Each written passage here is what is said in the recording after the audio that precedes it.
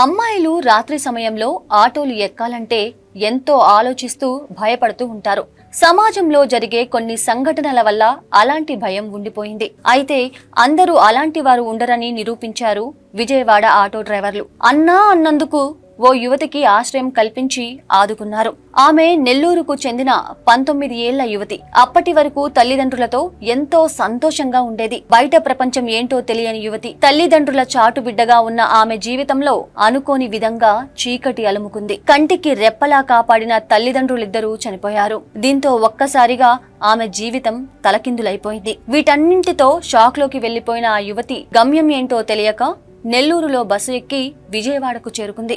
ఒంటరిగా బాధలో ఉన్న ఆమెను అనేక కష్టాలు వెంటాడాయి. ఫోన్ను పర్సును కొట్టేశారు కొంతమంది దుర్మార్గులు. ఫోన్ లేదు, డబ్బు లేదు. ఒక పక్క ఆవేదన, మరో పక్క ఆకలి. ఏం చేయాలో తెలియని ఆ యువతి విజయవాడ బస్టాండ్ లో దిగింది. ఆటో డ్రైవర్ల దగ్గరకు వెళ్ళింది. కంటి నిండా కన్నీళ్లతో, గుండెలు పిండేసే గొంతుకతో, అన్నా ఆకలేస్తోంది, కొంచెం టిఫిన్ పెట్టించండి అన్నా అంటూ అడిగింది. అక్కడ కూడా ఎంతో ఆత్మాభిమానంతో ఈ ఒక్కసారి టిఫిన్ పెట్టించండి, ఏదో ఒక పని చేసుకుంటూ హాస్టల్లో ఉంటాను అని అడిగింది. ఆ మాటలు విన్న విజయవాడ ఆటో డ్రైవర్ల మనసు కరిగిపోయింది.